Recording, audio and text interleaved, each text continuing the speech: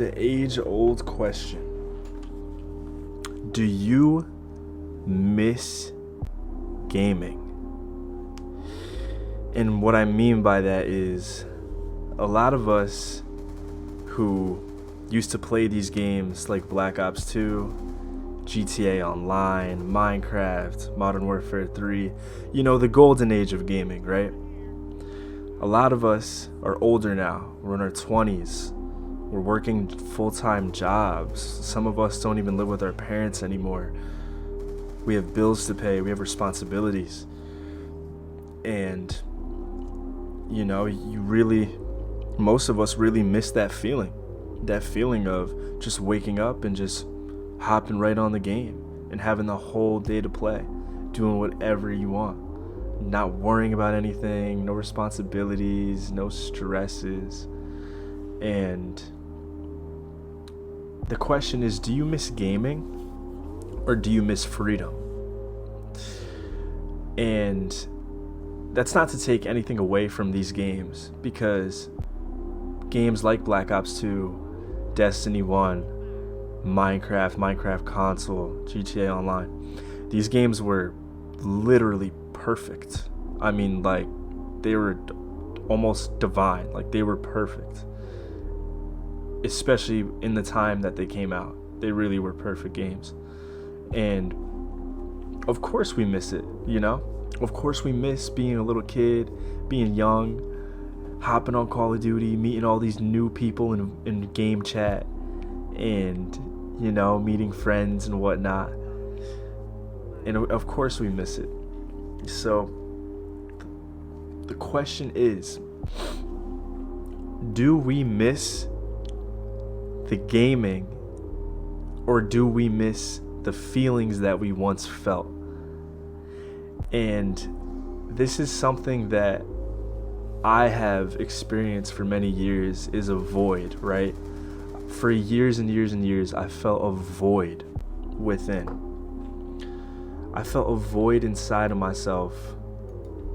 And it was ever since that golden age died out. I just felt like I was missing something. I felt like I was missing joy. I felt like I was missing passion. And I came to the realization, after researching and studying and just thinking about it constantly, that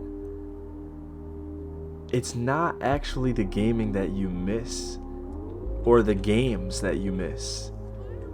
And it's actually not even necessarily how old you were. It's actually just the feelings that you felt. That's really what you miss, right? That's what is causing that void feeling, because you miss feeling ecstasy and joy and bliss and excitement.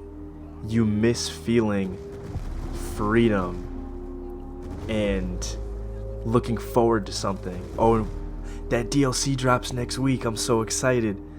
You miss looking forward to things. And so the question, right? The next question is, how do we feel these feelings again? That's what a lot of us are chasing. A lot of us are chasing that same feeling that we once experienced when we were young and when we were playing these early games in that golden age of gaming. We're chasing that feeling like a addict chases a high, right? We want that feeling so bad. And many of us have just completely given up because we haven't found anything that gives us a similar feeling, and it's led a lot of us to become depressed, some anxious, etc. But my channel is going to be dedicated to helping those people and coming up with a solution to this void that a lot of us feel. And so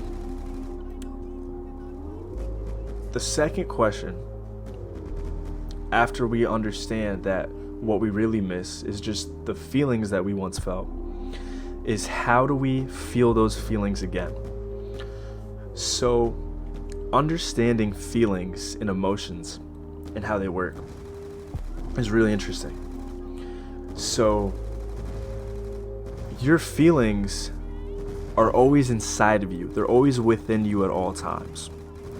So it's not Black Ops 2 that made you feel ecstasy, bliss, and joy.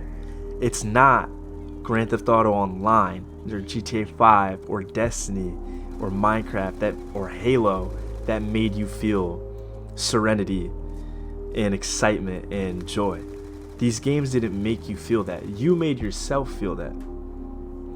They might have played a role and assisted, but ultimately, as human beings, we control our inner state completely. Our thoughts actually are what cause our inner state. So, when you wake up and you have no responsibilities, mom's cooking dinner, you don't have to worry about what you're going to eat, you don't have to worry about groceries and if you can afford them.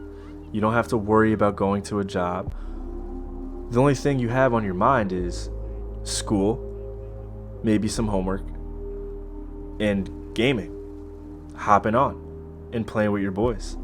Because they're waiting for you to get home from school so you could hop on and run some 6v6s.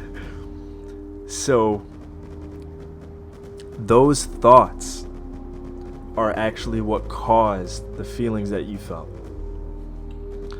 So it's really simple, but it's really complex at the same time to be able to feel those feelings again and get to that state. But it is very possible. It is very doable. And I can attest to it because I've done it. So my goal, not to repeat myself, is to help those people, right? Build a community and really build a platform where everyone from that generation, and even people who aren't from that generation, even people who aren't from that era of gaming, can come together and feel that feeling again, feel those same feelings again. And the biggest things that cause those feelings are freedom and feeling a part of something, a sense of community. All of us, when we used to play Call of Duty, we would watch Call of Duty YouTubers. We were watching Ali A and White Boy 7th Street and FaZe Clan, and we were watching all these Call of Duty YouTubers because while we're playing the game and then meeting people in online games and in game chat, we're also watching videos of famous YouTubers make content about the game and what's coming out, and it's a community, right? You feel like you're a part of a community. And what's rough about Call of Duty nowadays, and the reason you don't feel that same joy and that same bliss, is because there's no community aspect anymore. Everyone feels separation. It's very separated, right? Almost no one is in game chat, and if they are, you get banned in voice chat so quickly for saying anything, really. I mean, you can get banned in voice chat just for getting reported by somebody, you know? So there's no social aspect to Call of Duty anymore. And there's just really not much of a community for it. Really, the only thriving community for it is really just kind of the try-hard community. When back in the day, Call of Duty had so many different sub-niches within itself, you know? I mean, there were people who trick-shotted and sniped and quickscoped. There were people who were try-hard in pub. They would just pub stomp. There were people who were competitive, right, and would compete and you know, do all the MLG stuff. There were people who would just troll, and that's why they played the game, was to just troll. There were cheaters, modders, people who would mod, create mod menus. There were so many different niches within the game itself that it was one big community with a bunch of sub communities underneath it. And it was amazing because you got to pick what you wanted to be a part of and what you enjoyed, and there was something that catered to everyone, and it was just amazing. Nowadays, Call of Duty doesn't really have that. There's multiplayer. Not a whole lot of niches within multiplayer. Sure, quickscoping's still a thing. No one really cares about it anymore. People don't really value it anymore. And trolling is damn near impossible with nobody in voice chat, which is why Minnesota Burns had his downfall, if any of you remember his YouTube channel. So back to my point is Call of Duty, right? In any game, the reason we felt those feelings was because we felt like we were a part of a community and we felt freedom. So what I'm doing with my channel is I'm building a community with my Discord, and it's going to have its own subcategories. There's going to be something for everybody, and it's going to be a place where, since we're all like-minded, it's going to be a place where we can network, meet new people, meet new friends, talk about all different types of things with the goal of improving the quality of everybody's lives and helping us all feel those same feelings that we all once felt from 2011, 2012 to 2014, 15, some of us even 2016. That's the goal. So if you're watching this video, stay tuned. If anything here resonated with you, this is scratching the surface of the surface, and it's gonna get really interesting. So I highly recommend you stay tuned and check out my Discord channel in the link in the description so you can join our community, meet new people, and take your life back.